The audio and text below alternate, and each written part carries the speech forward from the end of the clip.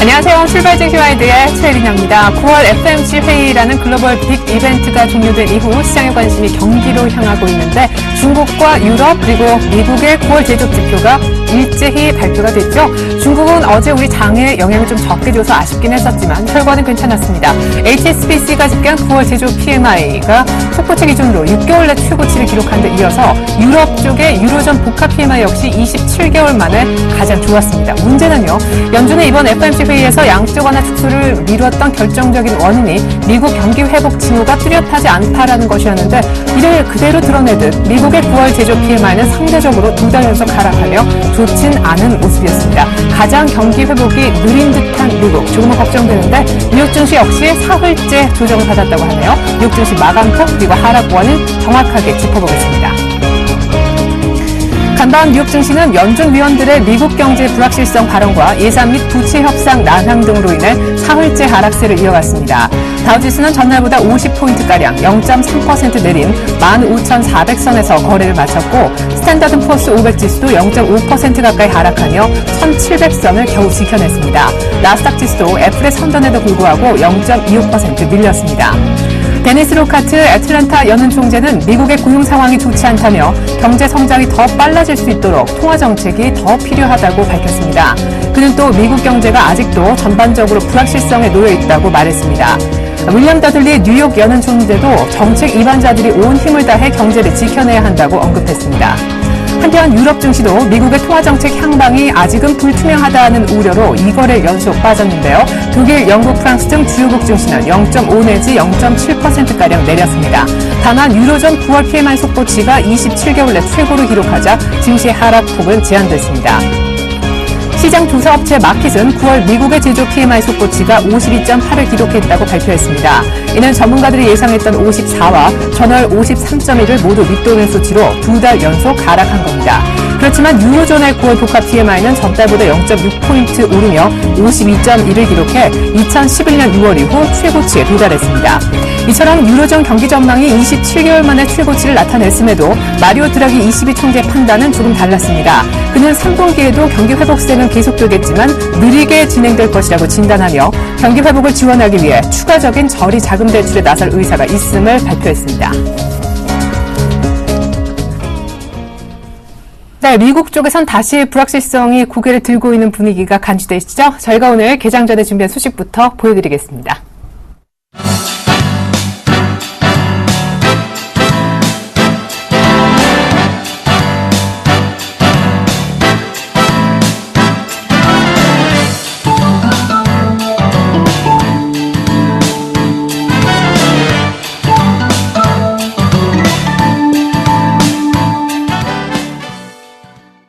네, 개장 5분도 채 남지 않았네요. 오늘 시초가에 어떤 종목 들어가 볼지 공략주부터 알아보겠습니다. 강정 부장님 안녕하세요.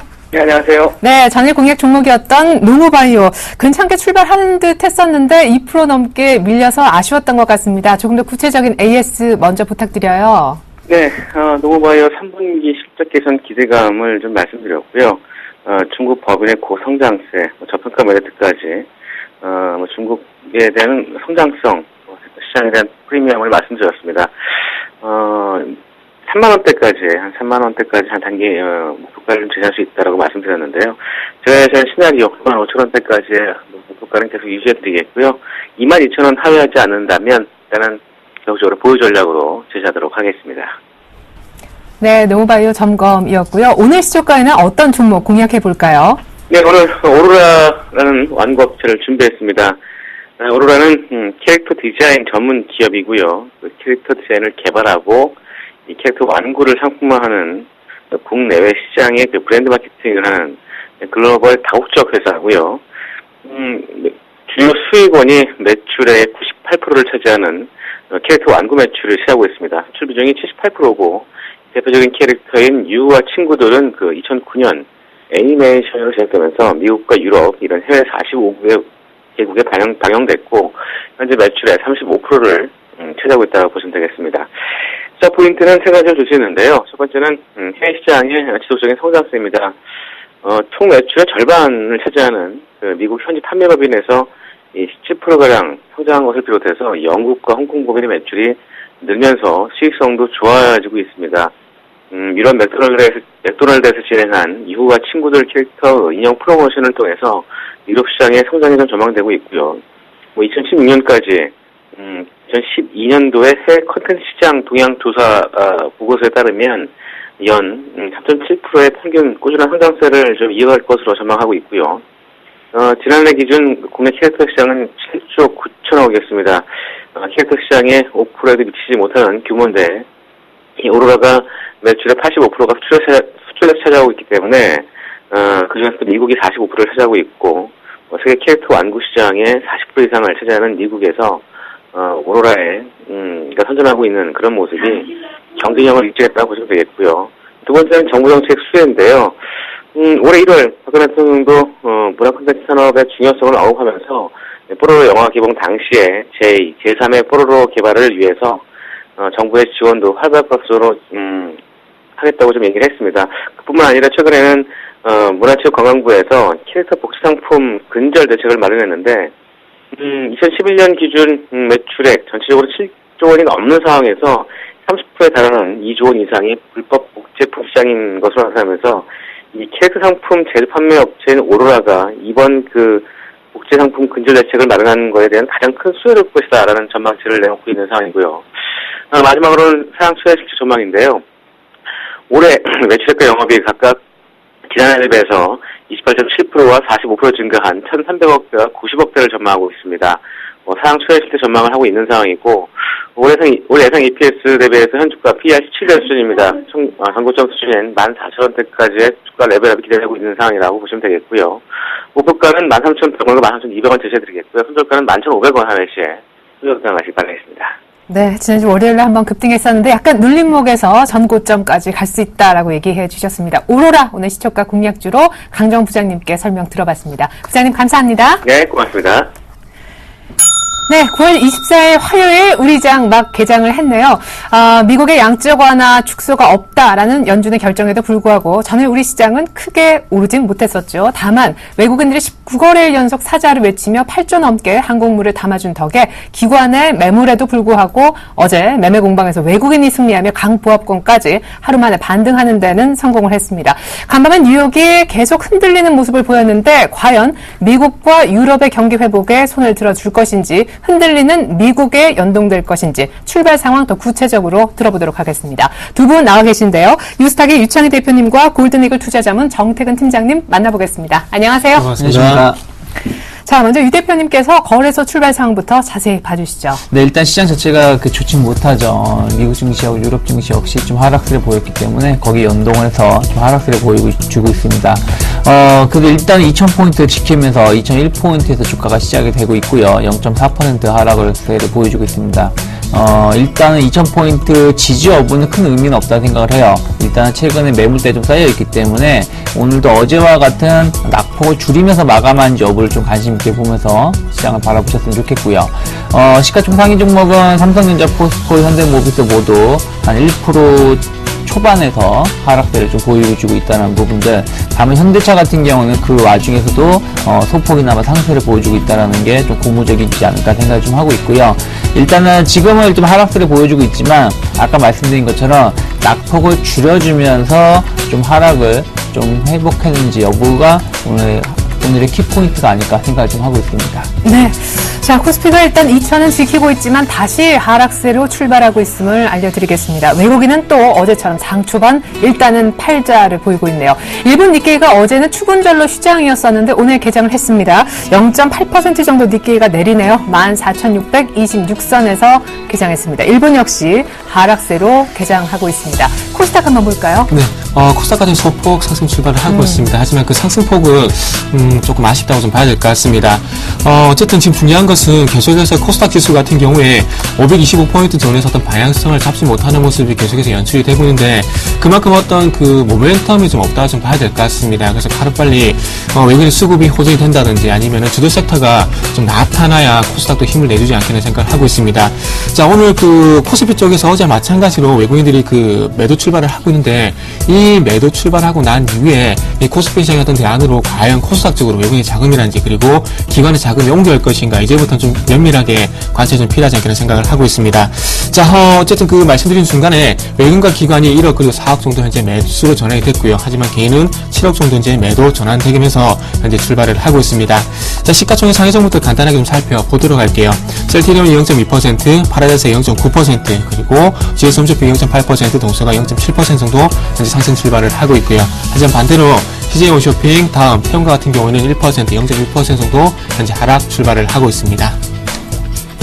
네, 혼조 양상으로 양시장 출발했고요. 코스피는 또 어제처럼 장 초반 일단 2천을 다시 반납해준 상황입니다. 이 시각 현재 샘플러스 멘토님들은 시장 어떻게 바라보고 있을까요? 방송을 통해서 직접 확인해 보시죠.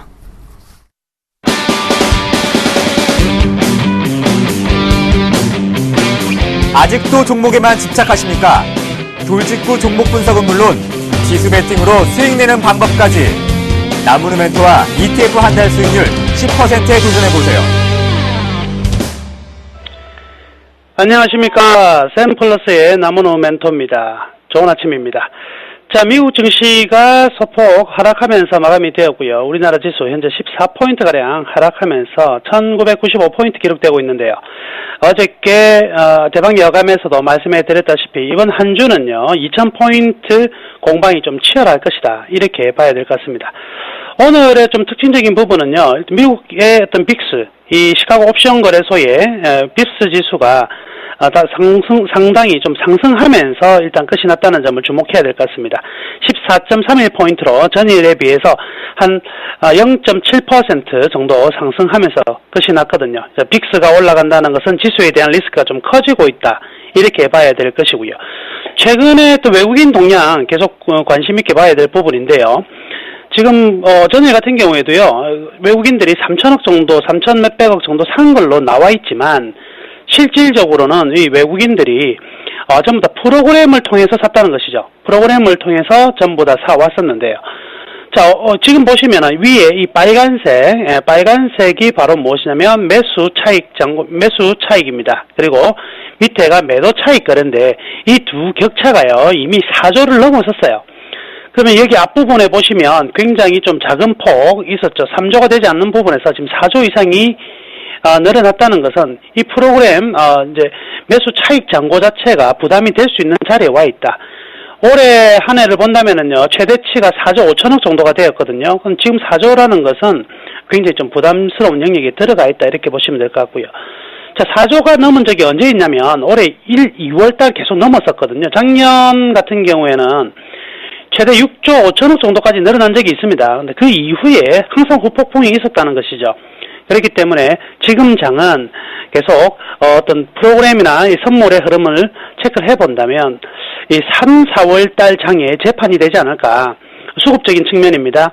3, 4월 달에 재판이 될 가능성이 많다. 그렇다고 본다면 여러분들이 가지고 있는 모든 종목들을 다시 한번 검색을 해보면서 3, 4월 달 지금 가지고 있는 종목은 어떻게 움직였느냐에 대해서 다시 한번 판단해야 될 것 같습니다. 거기에다가 하나 덧붙이자면 3, 4월 달과 지금의 가장 큰 차이점은 바로 계절성이라는 점은 분명히 존재할 것입니다. 그래서 봄이 아니라 연말로 향해 가고 있는 이 시점에 약간의 가산을 좀 더 해주고 이 3, 4월 달에 상승했던 종목들을 역시 같은 맥락으로 이제 판단을 해본다면 이번 장 이제 9월 달, 10월 달 좋은 대응이 되지 않을까라고 생각해 볼 수가 있을 것이고요. 여튼 이 프로그램이 일단은 먼저 나오는 부분은요, 차익 프로그램이 먼저 나올 가능성이 많거든요. 이 차익 프로그램은 어디서 튀어나오냐면, 바로 선물에서 나올 것입니다. 지금 선물에서 보면, 현재의 베이시스가 지금 2.2포인트거든요. 베이시스가 굉장히 좀 커졌다는 거죠. 이런 가격보다 지금 선물이 굉장히 고평가되었다고 이렇게 봐야 될 것이거든요. 그럼 두 가지가 있습니다. 선물이 고평가가 됐다면, 주식을 사서 주식이 상대적으로 저평가가 됐으니까 주식을 사서 올리는 방법이 있을 것이고요. 아니면 선물이 떨어지면서 일단 베이시스가 축소될 가능성도 분명히 있거든요. 그럼 이러한 흐름들은 어디서 판단할 수가 있느냐. 외국인들의 선물 매수 매도가 오늘 장의 가장 중요한 부분이 될 것입니다. 즉 현 시간 지금 외국인들이 871계약 정도의 순매도를 보여주고 있는데요. 이 순매도 규모가 좀 더 커진다면 일단 프로그램에 대한 압박이 조금씩 시작될 가능성이 많다. 이렇게 봐야 될 것이고요. 따라서 지금 계속적으로 이제 방어주 중심으로 좀 세팅을 해야 될 것 같습니다. 그래서 오늘 우리 방에 오신 모든 분들의 어떤 관심 종목으로는요, 통신과 그리고 유틸리티, 그리고 금융, 음식료, 그리고 백화점 주식들을 관심 종목으로 일단 세팅을 하려고 하니까요. 시청자 여러분께서도 똑같이 관심 있게 좀 보시면서 매수 타이밍 잡아가시면 좋을 것 같습니다. 일단 추가적인 장중 변동의 흐름들은요, 잠시 후 또 2시에 다시 찾아뵈면서 상세 설명드릴 테니까요. 오늘 기억하시자고요. 통신, 유틸, 그리고 은행, 그리고 음식료, 백화점 정도만큼은 그 중에서 선택을 한다면 크게 무리가 없다. 그리고 이제 IT 쪽으로는 삼성 테크윈 정도가 가장 눈에 들어오는 부분입니다. LG그룹 쪽도 꽤 괜찮다고 볼 수가 있겠네요. 자, 이렇게 장 초반 시황 마치도록 하겠고요. 2시에 다시 찾아뵙겠습니다. 오늘도 좋은 하루 되시기를 바라겠습니다. 이상 샘플러스의 나무노 멘토였습니다.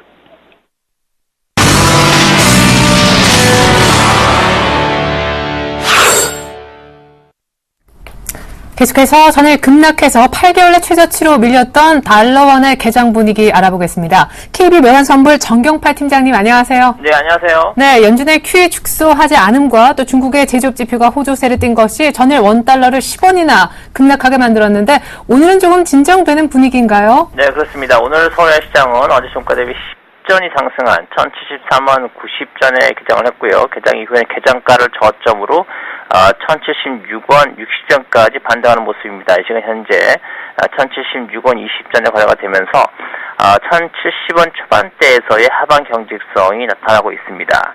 달러 환율이 어제 1078원에 출발한 이후에 중국의 제조업 지표 호조와 또 19거래일째 이어지는 외국인들의 순매수로 하락 압력을 지속적으로 받았고요.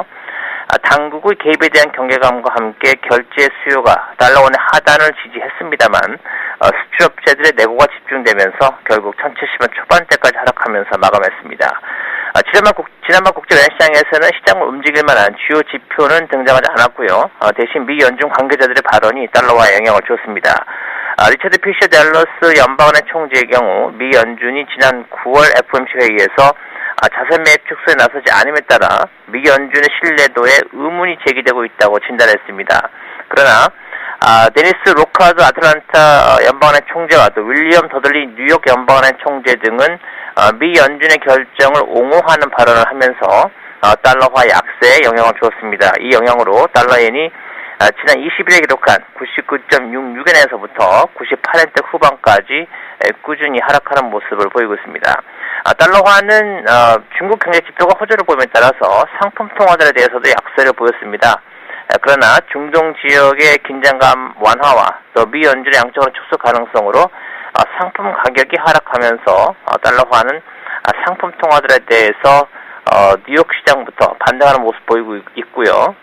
오늘 원화를 비롯한 아시아 통화들에게도 달러화의 하방 경직성을 제공하고 있습니다. 금년 중에 미 연준이 양적 완화를 축소할 것이라는 전망이 아직은 유효한 만큼 달러화의 전반적인 약세 기조는 제한적일 것으로 보고 있고요. 이번 주 예정되어 있는 7명의 또 다른 미 연준 관계자들의 연설이 미 연준의 의중을 시장에 간접적으로 전달하면서 시장의 변동성에 영향을 줄 것으로 보고 있습니다. 국제금융시장 전반적으로 관심을 가지고 있는 사항은 미 정부의 예산이 바닥이 나기 8일 앞둔 시점에서 미 여야가 예산안 타결 문제를 어떻게 풀어가느냐 하는 것인데요.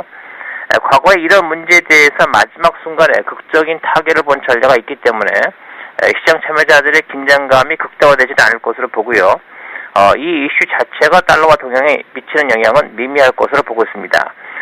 미 여야가 타결을 본 이후에야 그만큼 미 연준이 양적 완화 축소를 단행할 수 있는 하나의 여건이 조성되었다 정도로 해석이 될 수 있을 것으로 보고 있습니다.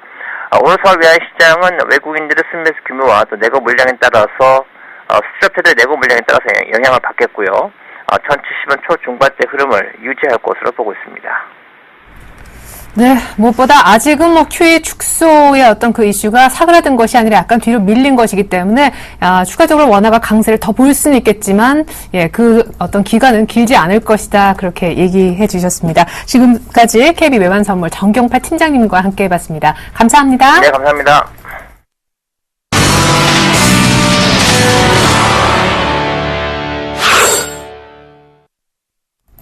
네, 이어서 오늘의 특징 이슈 종목 그리고 그에 대한 대응법 알아보는 출발 키포인트 브리핑에 들어가 보겠습니다. 오늘도 외국인들이 20거래일 만에 소폭 현물을 팝니다. 그리고 선물도 오늘 장 초반 같이 매도하고 있는데요. 코스피는 1998포인트 정도 가리키고 있습니다. 거래소 특징주 먼저 한번 살펴보죠. 일단 오리온에서 자금 지원을 일단 못 받게 된 동양그룹주가 오늘까지 급락세를 보이고 있다고 하는데 흐름 부탁드리고요. 삼성전자와 현대차도 요즘에 변동성이 크잖아요. 살펴보시죠. 일단 오리온의 자금 지원이 불발됐죠. 그러면서 이제 동양그룹이 어저께도 하한가, 오늘도 거의 하한가 근처에서 주가가 형성되고 있습니다. 동양이 하한가를 가고 있고요. 동양시멘트가 하한가, 동양네트워크스가 12%, 그리고 동양증권 같은 경우는 6% 정도 하락세를 보여주고 있습니다. 일단은 지금 상황이 좋지 못하죠. 이번에 그 만기가 도래하는 채권 금액이 한 6천원 정도 되고요. 그것을 재발행을 하거나 상환하기는 거의 불가능할 정도 얘기가 좀 흘러나오고 있어요. 그래서 일단은 뭐 하한가가, 동양 같은 경우하고 동양시멘트는 하한가가 풀려야지 뭐 어떤 우리가 어떻게 될 수 있다 이렇게 말씀드릴 수 있겠는데, 뭐 지금 상황에서는 뭐 추가적인 하락은 불가피하다라고 말씀드릴 수 있고요. 동양그룹 전체적으로 좀 좋지 못할 수 있다라는 거 좀 체크를 하면서 좀 이들 종목 갖고 계신 분들은 일단 뭐 하한가가 아닌 종목분들이라고 하신다면은 좀 비중을 줄이시거나 일단은 한 발 물러서는 게 좋을 것 같고요. 법정 관리에도 들어갈 수 있나요? 어떻게? 지금 법정 관리 여부도 지금 불확실한 게 조금 자금이 좀 부족하다는 부분들이 있고, 네. 또 지금 매각을 앞두고 있는 회사들이 몇 개 있어요. 동양 매직이라든지 뭐 동양 시멘트 등이 매각을 앞두고 있는데 가장 매각 1순위는 동양 매직이 될 수 있겠죠. 동양 매직은 뭐 지금이라도 가격만 맞으면 뭐 어느 회사가 인수가 될 수 있는데, 이게 이제 채권 상한으로 다 투자가 되기 때문에 법정 관리라는 것은 이 회사가 청산 가치보다는 기업을 살리는 회생 가치가 더 높다, 보전 가치가 더 높을 때 법정 관리가 받아들여지고 그로 인해 가지고 구조조정이 이루어지는 것인데, 지금 동양그룹 같은 경우는 그것보다 낮기 때문에 법정 관리의 가능성은 조금 다른 회사에 비해서 좀 떨어지지 않느냐. 무슨 얘기냐면은 웅진이라든지 STX 그룹보다는 좀 떨어진다는 얘기가 나오고 있고요. 또 하나가 예를 들어서 뭐 동양시멘트라든지 동양매직 이런 알맹이 있는 회사를 다 팔고 나면은 회사가 영업을 할 만한 어떤 뭐 그런 게 없다라는 것이죠. 그런 부담감들도 작용하고 있기 때문에 단순히 법정 관리가 될 수 있다는 기대감으로 갖고 있기에는, 지금 주가가 뭐 하한가가 풀린 상황에서 그냥 뭐 혼조세에서 움직이고 있다라면은 법정 관리 나올 수도 있으니까, 충분히 빠졌으니까 일단은 버텨보자라 말씀드리고 싶은데, 지금은 그런 건 아니라는 것이죠. 그렇기 때문에 제가 말씀드리고 싶은 거는, 일단은 좀 주식을 좀 뺄 수 있을 때, 한 발 물러섰을 때 빼는 것이, 빼고 다시 보는 게 좋지 않을까 생각을 좀 하고 있고요. 뭐 동양 관련해서는 예전에도 몇 번 말씀드렸지만, 자금 지원이 된다고 해서 이 회사가 돈을 버는 건 아니기 때문에 항상 좀 보수적으로 말씀드렸다라는 거 좀 체크하셨으면 좋겠고요. 반면에 이제 오리온 같은 경우는 이제 그 부담감에서 벗어났죠. 일단은 회사 차원에서 자금이 유출되는 부분들 막아놨기 때문에 뭐 주가는 어저께 좀 화답을 했던 것 같고요. 다만 추세를 아직 돌리지는 못하고 있다라는 거. 뭐 오리온 같은 경우도 지금 조금 내용을 겪고 있어요. 예를 들어서 그 스포츠, 토토 이런 부분들도 문제점이 좀 있었다는 부분들, 그리고 중국 시장이라든지 해외 시장 매출 자체가 좀 급격하게 성장세를 좀 보여주지 못하고 정체 현상을 띠고 있다는 부분들, 그런 부분들이 있기 때문에 일단 주가의 상승, 그러니까 동양의 자금 지원이 일단 안 된다라는 안도감은 있지만 어쨌든 매출 자체가 늘어나는 건 아니기 때문에 일단 주가 흐름을 좀 봐야 되지 않을까 생각을 좀 하고 있고요. 그래서 전체적으로 이런 식으로 좀 보수적인 관점에서 보는 게 좋을 것 같다 말씀드리고 싶고요. 오늘 이제 뭐 LG 디스플레이, LG 이노텍이 좀 강세를 띠고 있는데요. 어저께 이제 애플 주가가 5% 이상 급등했던 부분들, 특히 중국 시장에서 아이폰 5S하고 5C가 900만 대 이상 초기 물량이 판매가 됐기 때문에 그러한 기대감으로 거기에 부품을 납품하다 보니까 기대감으로 강세를 띠고 있습니다. LG 이노텍 같은 경우는 한 86,000원대. 다만 제가 보기엔 9만 원 회복하기 전까지는 일단 확인하면서 대응하는 게 좋다라고 말씀드리고 싶고요. 네. LG 디스플레이 같은 경우도 일단 최근에 애플의 아이폰은 실패작이다. 5S나 C는 실패작이라는 얘기가 나오면서 급락했던 부분들인데 일단은 추세 반전할 수 있는 위치는 잡아놨던 거예요. 오늘 상승세 보여주면서. 하지만 일단 28,000원이 강하게 돌파되기 전까지는 마찬가지로 좀 확인하면서 대응해야 될 부분들이 있다라는 거. 특히 이제 아이폰 5C나 5S 같은 경우는 그 부품에 대한 이제 수율의 문제가 생겨가지고 제품을 원활하게 공급하지 못한다는 부담감도 있다라는 거 항상 체크를 해야 된다 생각을 하고 있고요. 앞에서 말씀하신 것처럼 최근 삼성전자라든지 현대차의 변동성이 높아지고 있어요. 특히 삼성전자 같은 경우가 어쨌든 오늘까지 해서 3일 연속 하락세를 보여주면서 한 5%대 고점 대비해서 5%대 하락세를 좀 연출시키고 있습니다. 그래서 145만 원대를 진입을 앞두고 있다가 다시 135만 원대로 하락을 했는데 네. 일단 조정이 나올 자리에서 조정이 나오고 있다는 거 말씀드리고 싶고요. 항상 말씀드렸지만 삼성전자가 뭐 160만 원, 170만 원대로 쭉쭉쭉 뻗어 나간다라고 보이는 사람은 거의 없었을 것입니다. 어쨌든 조정이 나와야 될 자리에 조정이 나왔는데 이번에 130만 원대는 지켜줄까요? 제가 보기에는 이 자리는 지킬 수 있다라고 생각을 하고 있어요. 어쨌든 지금 3분기 실적이 10조를 넘기기 힘들 것 같다. 혹은 10조 전후로 나올 것 같다. 얘기가 나오고 있는데 뭐 그 정도가 되는다고 하더라도 현재 그 영업이익 기준으로 본다면 삼성전자는 여전히 저평가예요. 그렇기 때문에 130만 원대는 지킬 가능성이 높고 130만 원 이탈하게 되면 조금 힘들어져요. 무슨 얘기냐면은 어쨌든 시장을 이끌어왔던 게 삼성전자하고 현대차 이런 그룹 양축이 전차 군단에는 축이 있었는데 네. 그중에 한 축이 무너져 버리는 것이거든요. 그렇다면은 시장 자체는 뭐 크게 요동치지 않겠지만은 올라가는데 2,000포인트 이상으로 가는 데는 분명히 제한이 될 수 있다는 거죠. 특히 시가총액 20% 이상을 차지하는 삼성전자이기 때문에요. 네. 그렇기 때문에 130만 원 지켜질 거라 보고 있고 설사 130만 원 무너지게 되면 좀 시장이 좀 어중간해질 수 있다는 거 체크하셨으면 좋겠고 제가 보기엔 제일 중요한 자리는 한 133만 원 정도가 제일 중요한 자리라 생각을 해요. 이 자리가 언제냐면은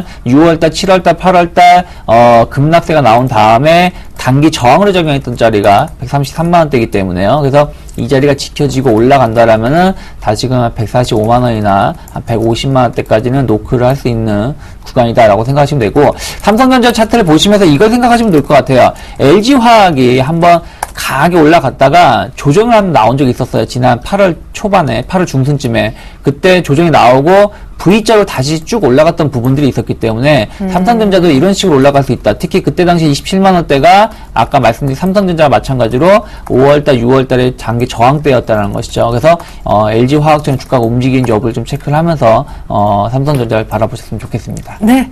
자, 이번에는요, 혹시 애플의 판매 호조 소식에 아이폰 중소형 관련 부품주의 흐름까지 좋은지 한번 살펴보고 싶고요. 오늘 뭐 젠백스, 코렌텍, 차바이오엠, 무엇보다 어제 급등했었던 메디톡스가 오늘 52주 신고가를 써내려가고 있다고 합니다.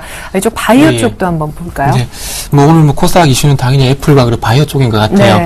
네. 일단 애플 쪽부터 먼저 보게 된다면은 이런 뉴스가 좀 있는 것 같습니다. 그 아이폰 5S하고 아이폰 5C하고 지금 이제 선주문 통해서 어떤 그 첫 판매가 한 900만 대 정도 이루어졌다는 그런 얘기가 나오고 있는데 지금 3분기 매출 목표를 하셨겠죠. 매출 목표는 37억 달러를 맞는 37달러를 기록할 가능성이 뭐 상당히 크다는 얘기가 나오고 있는데, 뭐 어쨌든 그 아이폰 그 4S보다는 지금 선점이 상당히 좀 많이 팔리고 있습니다. 그렇다 보니까 이제는 뭐 그 삼성전자 갤럭시에서 이제는 아이폰 쪽으로 좀 무게 중심이 좀 옮겨가는 것이 아닌가 좀 생각이 되고 있어요. 그렇기 때문에 지금 현재 그 아이폰 같은 경우에 인터플렉스 뭐 실리콘에서 대표적으로 좀 봐야 될 것 같은데, 인터플렉스 같은 경우는 삼성전자뿐만 아니라 현재 아이폰에도 와이프 PCB를 납품을 하고 있기 때문에 그로 인한 어떤 수혜가 좀 예상이 된다는 것 때문에 3% 넘는 강세를 보였다 보시면 될 것 같고요. 네. 그 대표적으로 백라이트 유일을 할 수 있겠죠. 이라이콤 그리고 실리콘스 같은 경우도 애플의 어떤 구동칩을 납품을 하고 있기 때문에 애플 관련주라 좀 보시면 될 것 같아요. 같아요.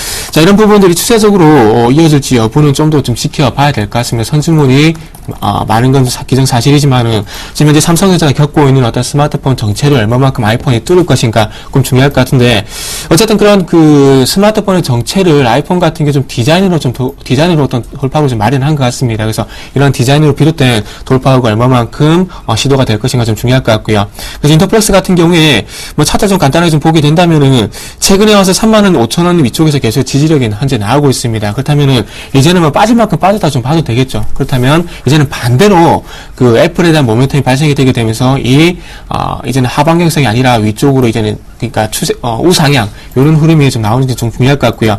제가 보기에는 분기점이 일단 높게는 5만원까지 잡지 않더라도 한 45,000원 돌파 여부를 좀 보게 된다면은 좀 안정적인 우상에도 가능하지 않겠는 생각을 하고 있습니다. 그렇기 때문에 지금부터는 기술적으로 그리고 수급적인 부분들이 반드시 받쳐준지 여부를 좀 보시는 게 좀 좋을 것 같고요. 자, 이라이콘도 좀 마찬가지일 것 같아요. 이라이콘 같은 경우도 장기적 어떤 박스권에 좀 봐야 될 것 같습니다. 작년 초반부터 지금 현재 아래쪽으로는 넓게 본다면 13,000원이 될 수 있을 것 같고요. 아래쪽. 그리고 위쪽으로는 19,000원인데, 어쨌든 장기적으로 13,000원과 19,000원의 박스권 흐름이 유지가 되고 있는데, 애플 모멘텀으로 해서 이라이콘도 마찬가지로 박스권 상단인 19,000원을 과연 돌파가 이루어질 것인가. 그리고, 돌파가 되기 위해서는 좀 한 가지 빠뜨린 부분인데, 실적적인 부분들, 그리고 매출 성장성 여부도 좀 주목이 되는지 여부도 한번 체크를 해보시는 게 좋을 것 같아요. 자, 바이오 쪽도 한번 좀 살펴보도록 하겠습니다. 아침 쪽에서 일단은 그 젠백스에 대해서 좀 긍정적인 소식이 현재 좀 나왔더라고요. 젠백스 네. 같은 경우에 이전에 주가 충격이 상당히 좀 컸었습니다. 그 다들 잘 아시다시피 인상 3상. 예, 그렇죠. 젠백스 같은 경우에는 GV1001이라고 최장암 백신이죠. 최장암 백신에 대해서 상당히 그 기대감이 높게 되면서 주가가 5만 원 가까이 올라갔었는데 실질적으로 그 출시가 안 될 것이라는 그런 얘기가 나오게 되면서 소위 말하는 점한가 행진이 좀 있었습니다. 네. 그리고 난 이후에 15,000원까지 주가가 하락했었는데, 자, 일단은 그 식약청에 품목 허가를 현재 신청을 했다고 합니다. 그렇다면 품목 허가 신청을 하고 난 이후에 허가되면 이제 말 그대로 제품이 출시가 되는데, 네. GV1001 같은 경우는 어쨌든 가칭인 것 같아요. 그래서 셀티론 같이 램시마라는 어떤 그 정식적인 약품 명칭이 나올 것인가, 어떻게 나올 것인가 좀 중요할 것 같은데, 제가 보기에는 만약에 이 백신이 나오게 된다면 좀 그 파장이 상당히 좀 크지 않겠나 생각을 하고 있습니다. 그 좀 전에 애플 얘기를 드렸는데, 네. 애플의 잡스 CEO 같은 경우 최장암으로 현재 그 사망을 했거든요. 그만큼 치사율이 높은데 만약에 백신이 나오게 된다면은 상당히 큰 파장이 될 것 같습니다. 그리고 램시마가 지금 선진국 시장을 노리고 있듯이 이 최장암 백신이 미국 시장 중심으로 상당히 그 파급효과가 좀 크지 않겠나 생각을 하고 있습니다. 그래서 만약에 품목허가 신청이 마무리가 되게 되면서 제품 출시가 나온다는 얘기가 나오게 된다면은 제품이 좀 비싸다고 하더라도 주가는 탄력적으로 올라갈 가능성이 있을 것 같아요. 그래서 이전 주가를 찾아갈 가능성이 있기 때문에 어쨌든 품목허가 신청을 하고 난 뒤에 만약에 좀 지지부진하게 연기가 된다. 그러면은 주가는 조금 다시 한번 부진할 수밖에 없을 것 같고요. 그것이 아니라 품목허가 신청이 원활하게 이루어지게 되면서 램시마처럼 정상적으로 출시가 된다면은 큰 모멘텀이 좀 되지 않겠나 생각을 하고 있습니다. 네.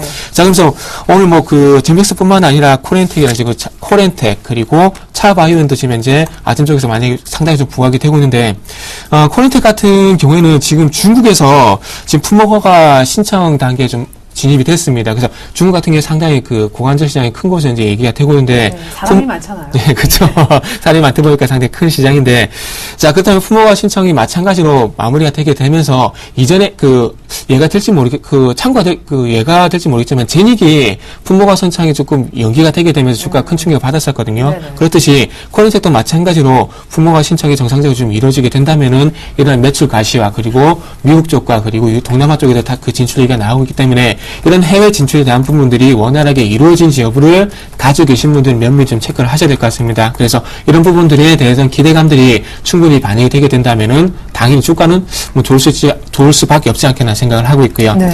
자, 셀트리온을 제외하고 지금 이제 차바이오엔도 지금 4% 강세를 보이고 있는데, 자, 일단은 그 국내 병원뿐만 아니라 미국 쪽에 줄기세포 병원 2개를 인수한다는 얘기가 나오고 있는데 조금씩 발을 넓혀가고 있는 것 같아요. 국내 시장의 어떤 최근까지 줄기세포 시장에 어떤 안 좋은 평가가 있었는데 이제는 병원의 어떤 성장성이라든지 그리고 미국 시장 진출로 인해서 마찬가지로 조금 이제는 정상적인 줄기세포 시장 내에서 매출이 발생할 것이다. 차바이온 같은 게 실질적으로 예전에 상장 폐지가 됐는 그 RM 바이오도 잘 아실 겁니다. 이 두 회사가 대표적인데 그만큼 아직까지 매출이 가시화가 되지 않고 있습니다. 그래서 이런 해외 진출을 통해서 매출이 발생이 된지 여부를 좀 체크해 보시는 게 좋을 것 같고요. 네. 그것뿐만 아니라 뭐 인피니트 그리고 유비케어도 마찬가지로 부각이 되고 있는데 이것뿐만 아니라 현재 비트컴퓨터도 마찬가지로 크게 부각이 되고 있거든요. 그래서 다시 한번 오늘 바이오주가 좀 부각이 되게 되면서 원격 진료에 대한 어떤 이런 모멘텀도 전반적으로 부각이 되는 것이 아닌가 생각이 되고 있습니다.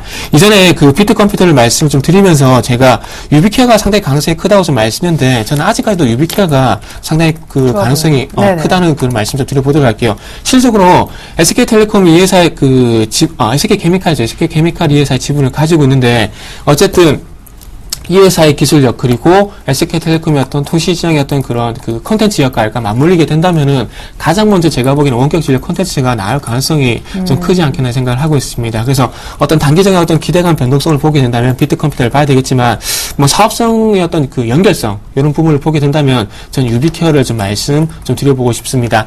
자 마지막으로 그 전자결제만 좀 빠르게 좀 보도록 하겠습니다. 어제 급락했었죠. 네. 신세계가 전자결제 쪽에 네, 그렇죠. 참 이번 정권 들어서 경제민주화 된 얘기가 상당히 많이 나오고 있는데, 참 신세계가 이런 시장까지 좀 진출하게 된다면은 조금 모빌리언스라든지 이니시스, 다날, 한국사이버 결제는 타격이라 좀 봐야 될 것 같습니다.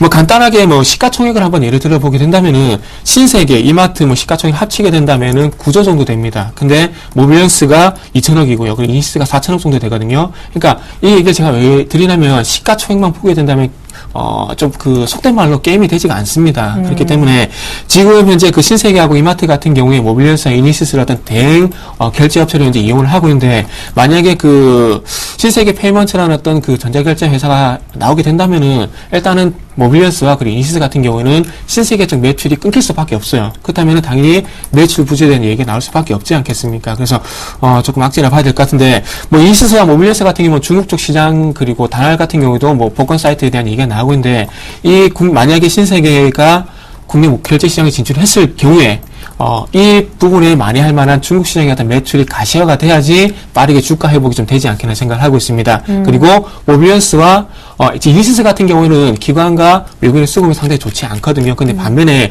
모빌리언스와 한국사업의 결제는 그래도 외국인 수급이 좀 우호적으로 작용을 하고 있더라고요. 그래서 만약에 기술적 반등, 오늘 뭐 모빌리언스도 5% 가까이 기술적 반등이 나오고 있는데 1차적으로 주가 조정, 그러니까 가격 조정이 나오고 난 이후에 수급적인 측면만 보게 된다면은 저는 모빌리언스와 그리고 한국사업의 결제 말씀드려보고 싶어요. 그리고 다시 한번 좀 덧붙여보고 싶지만 지금은 어쨌든 소나기라고 생각이 듭니다. 그래서 이 소나기는 조금 리스크 관리 측면에서 조금 대비를 하시는 게 좋지 않겠나 생각을 하고 있고요. 네, 감사합니다. 이렇게 해서 저희가 코스닥에 있는 특징주까지 팁을 드려봤습니다. 이제는 전일 수급 특징주 정리한 것 보여드리면서 오늘장 필요한 조언, 팁까지 챙겨볼게요. 전일 거래소에 외국인들이 3천억대의 순매수를 보였었는데 역시 코덱스 200, SK하이닉스, 삼성전자가 안 보이네요. 20거래일 만에 매도했다는 소문이 진짜일까요? 잠시 후에 알아보겠고요. 전일 7% 가까이 2차전지, 전기차 모멘텀에 급등했던 삼성 SDI 외국인들 꾸준히 샀는데 어제 특별히 매수 강도가 컸습니다. 이 밖에 현대모비스, 삼성중공업 어제 또 쓸어 담았습니다. 이 밖에 매도 물량은 미미했습니다만 LG 디스플레이를 연일 파는 모습인데 오늘 과연 반등에 외국인 매수세가 들어있을지도 궁금하고요. 전일 한진칼이 좀 많이 물량이 나왔었는데 외국인들이 좀 많이 팔았던 것 같습니다. 이어서 기관 매매 상위주 보시죠. KB금융, 삼성물산, 롯데쇼핑, 오리온, 롯데케미칼 등을 샀지만 매도한 쪽에 보시면 삼성전자 어제 매도가 가장 많았고요. 코덱스 200도 같이 팔았습니다. 현대차 그리고 역시 양매도로 LG 디스플레이 파는 모습. 현대차는 우선주까지 동반 매도했군요. 전일 기관은 10거래일째 매도를 이어갔습니다. 물론 투신권의 매물도 1,000억 정도 들어있었죠. 분석 들어볼까요? 네, 일단 뭐 외국인들의 매수 상위 종목 일단 IT 쪽하고 현대모비스, 삼성중공업 일단 최근 주도주 위주로 매수가 들어왔다는 부분들, 특히 삼성전자 쪽에서는 조금 매도가 일부분 나왔지만은 하이닉스는 여전히 좀 매수가 들어오고 있다라는 거 체크하시면서 하이닉스는 추가적인 상승도 충분히 열려 있다라고 말씀드리고 싶습니다. 32,000, 3,000원 이상대로 갈 수 있다라고 말씀드리고 싶고요. 네. 삼성 SDI 같은 경우 어저께 이제 의미 있는 양봉이 나왔죠. 뭐 테슬라 효과든 전기차 효과든 의미 있는 양봉이 나온 상황에서 제가 한번 그때 예전에 한번 말씀드린 게 17만 한 6천원 혹은 17만 한 7천원이 가격이 돌파가 돼야지 매수할 수 있다라고 말씀드렸는데 일단 그게 자연스럽게 돌파가 돼서 양봉으로 의미 있는 양봉이 나오면서 그렇기 때문에 이제부터 좀 관심 있게 보면서 대응할 필요가 있다. 뭐 여기서 얼마까지 간다라고 말씀은 못 드리겠지만 일단은 18만 원 돌파가 이루어진다라면 20만 원대까지는 상승할 수 있다라는 거 체크하셨으면 좋겠고요. 기타 이제 현대모비스라든지 삼성중공업 같은 경우는 뭐 최근 특히 삼성중공업은 최근 주도주기 때문에 이런 주도주 매수를 들고 있다라는 거 체크하셨으면 좋겠고 현대모비스가 이제 의미 있는 조금 관심을 가질 필요가 있는데 일단 항상 30만 원대가 최근에 보시면 저항대였어요. 그래서 이번에 30만 원 돌파를 할 수 있는지 만약에 30만 원 돌파를 못한다라면은 조금 일시적인 조정이 나올 수 있다라는 거 언급해 드리고 싶다라는 거 참고하셨으면 좋겠고요. 기관 같은 경우는 이제 KB금융, 삼성물산, 롯데쇼핑, 오리온, 롯데케미칼을 매수했는데 일단 롯데쇼핑, 오리온 같은 경우는 최근에 약간 대안주 성격이죠. 경기 방어주 성격이 있는 종목군들 위주로 매수가 들어왔다라고 좀 말씀드리고 싶고요. 오리온은 또 개별 호재가 있었다라는 거 언급해드리고 싶고, KB금융을 좀 최근에 좀 매수를 많이 들어왔어요. 일단은 은행주 중에서 최근에 못 올라왔던 종목이었는데 KB금융이 좀 매수가 들어오면서 은행주 중에서는 최근에 조금 많이 올라오고 있다라는 거. 그래서 만약 이 추세가 이어진다라면 KB금융 한 4만 원대까지도 올라갈 수 있다라는 거 체크를 하면서 대응하셨으면 좋겠고요.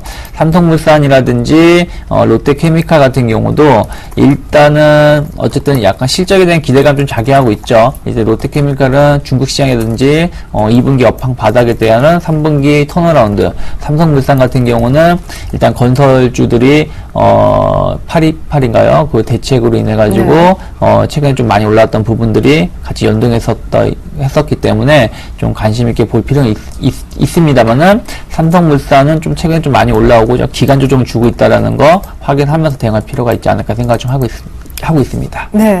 유청희 대표님의 오늘장 조언 한 말씀부터 들어보죠.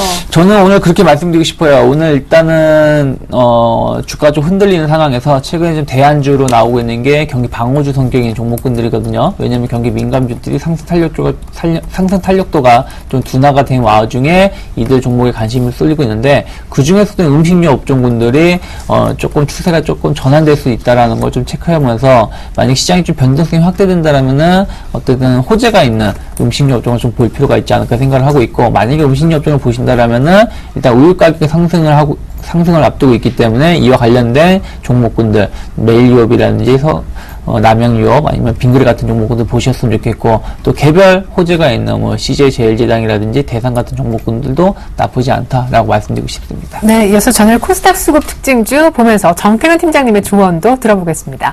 코스닥의 외국인들이 나흘째 100억대 매수를 해줬었는데 가장 많이 산 종목은 추석 이후에 지름진이 강림한다라고 하는데 CJ 오쇼핑을 굉장히 많이 샀습니다. 쌍바닥권에서 좀 올라오는 그런 차트인데요. 서울반도체 셀트리온 다음도 안정권에 있고요. 사파이어 테크놀로지도 어제 드디어 아주 쌍끌이 매수라는 좋아진 수급 속에 7% 가까운 급등을 했습니다. 원래 외국인 종목이었는데 기관이 들어오면서 어제 급등한 것으로 보여지고요.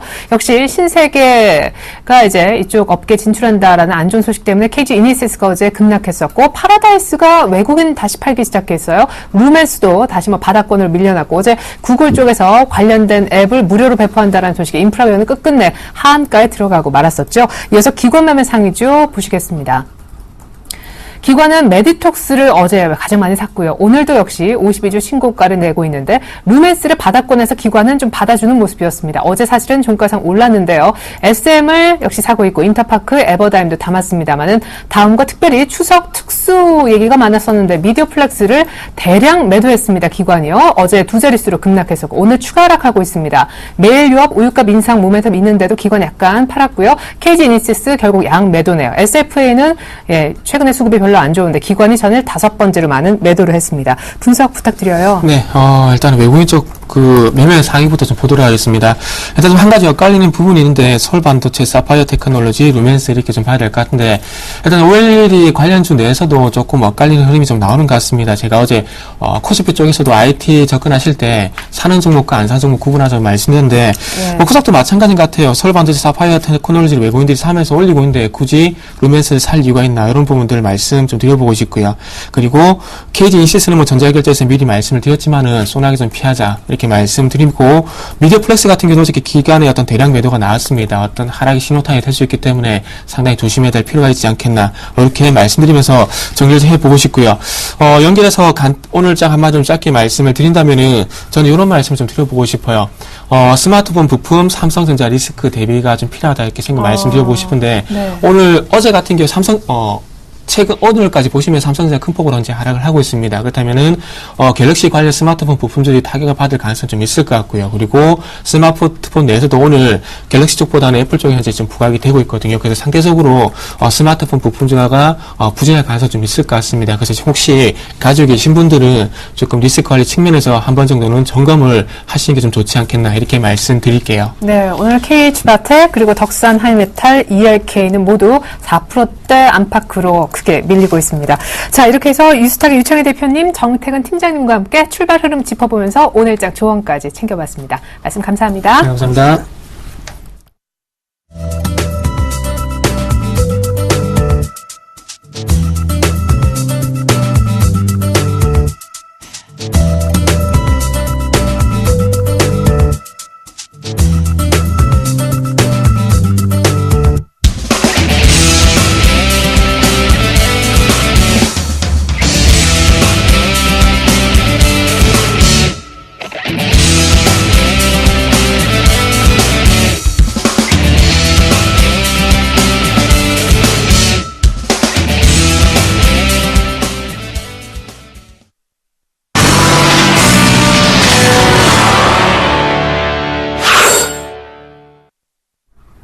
네, 지금 시각 외국인 현물 매수로 돌아섰지만 여전히 2,000선 아래쪽에 머물고 있는데요. 글로벌 이슈 속 숨겨진 의미 알아볼 순서네요. IM투자증권 김동섭 이사님과 함께합니다. 안녕하세요, 이사님. 네, 안녕하세요. 네, 이 하루 전 제임스 블라드 연은 총재가 10월 양적 완화 축소설을 언급한 바 있었었는데, 이어서 뉴욕 더들리 그리고 애틀랜타의 로카트 총재마저 현재 미국 경제가 불확실성에 놓여 있다라고 발언을 했네요.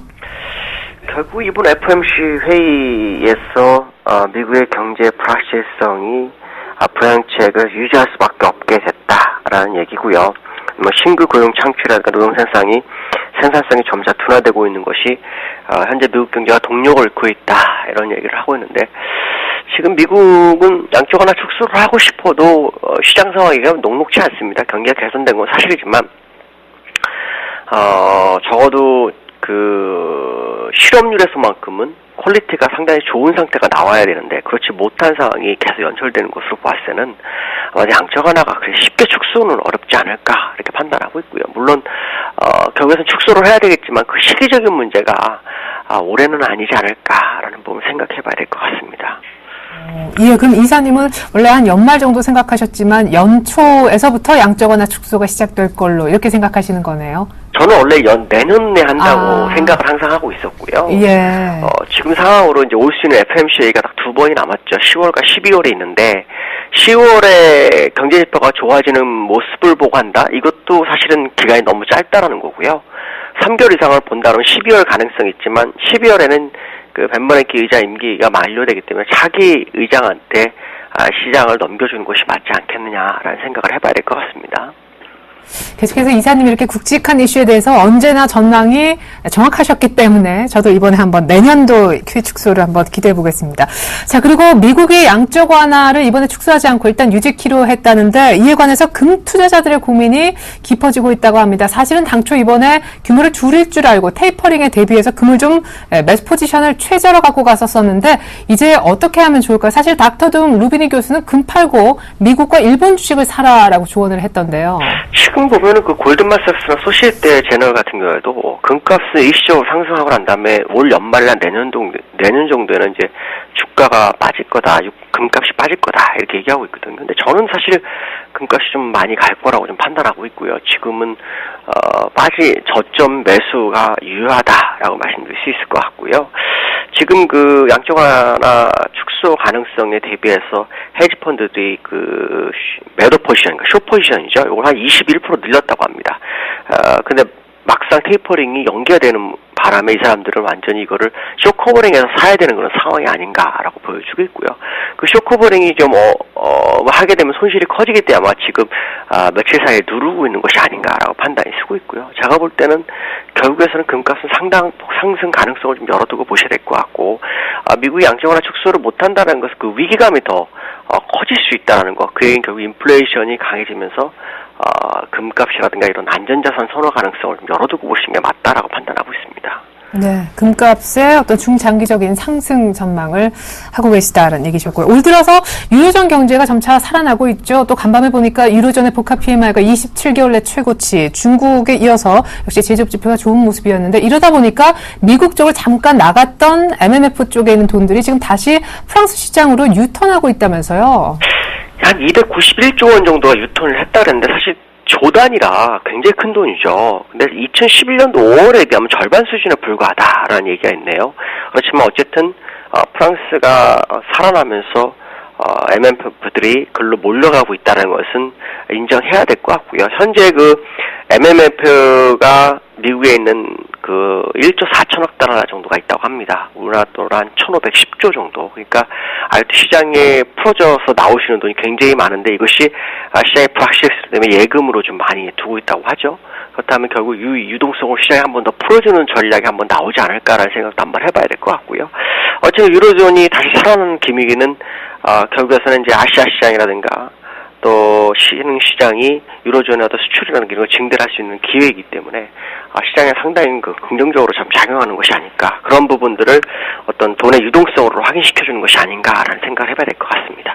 네, 언제나 이 중국에 대해서 굉장히 기대를 하고 계신 이사님께서 전일 나왔던 HSBC 집계 중국의 9월 제조 PMI 속보치를 어떻게 보셨나 궁금합니다.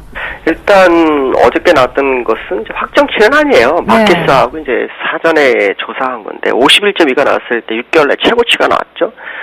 이것은 결국 중국 경기가 살아나고 있다라는 건데, 이게 이제 내수의 증대가 아주 굉장히 컸다라는 분위기가 지금 형성되고 있고요.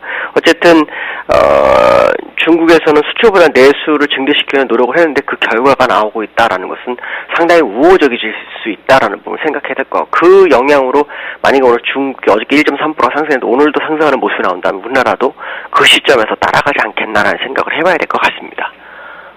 근데 이제 기관의 매물도 계속 이어지고, 일단 어제도 보면 선물 쪽에서 좀 흔들기가 있었다. 저는 그렇게 좀 봤었거든요. 오늘도 장 초반 현물은 빠르게 매수세로 전환해줬지만 선물 쪽에서는 또 엇박자를 내고 있는데, 최근에 약간 수급에서 또 미미한 변화가 느껴지신다면 이사님도 한 말씀 부탁드리고요. 역시 시장에 필요한 조언까지 들어보겠습니다. 이거 2, 3거래 사이의 공통점은 외국인이 현물 매수를 느슨하게 한다는 거죠. 그전에 강하게 진행하다 느슨하게 하는 모습이었고, 선물에서 드리블이 좀 나오고 있습니다. 그래서 매도와 매수로 오가는 그런 모습이지만 누적으로는 매수로 가고 있는 그런 상황이고요. 어저께 야구에도 1,100개 정도 순매수를 한 것으로 봤을 때는 오늘 지금 현재 1,400개 매도한 것을 다시 매수로 전환하지 않겠느냐, 그러면서 프로그램 매수를 다시 유발시킬 확률을 좀 열어두고 봐야 될 것 같고요. 제가 볼 때는 오늘도 역시 전략 후강 가능성을 열어두고 보시는 게 맞다. 외국인들은 시장의 매물로 나올 수 있는 펀드 환매 물량을 다 받아내는 그 위치를 한 2,000포인트 전후로 보는 게 아니냐라고 보여지고 있고요. 현재 제가 알기로는 약 70-80%는 소화가 됐을 확률을 열어두고 보시는 게 좋지 않을까 이렇게 판단하고 있습니다.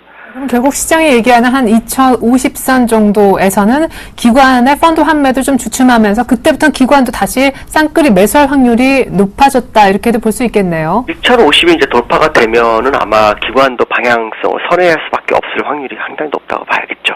네, 무엇보다 오늘은 전약 후강, 외국인들의 선물도 매수 포지션으로 장중에 바뀔 것이다. 역시 긍정적인 수급 기대하셨습니다. 지금까지 IM투자증권 김동섭 이사님과 함께해봤습니다. 분석 감사합니다. 네, 감사합니다. 네, 외국인은 일단 현물 쪽만 20거래 연속 순매수, 장중에 매수 전환해줬고요. 선물은 1,500계약 정도 매도입니다만 오늘 코스피는 2,000 정도에서 약간 아래쪽에 머물고 있습니다. 코스닥은 오히려 쌍끌이 매수 속에 작지만 강보합세로 빨간불 계속 켜고 있네요.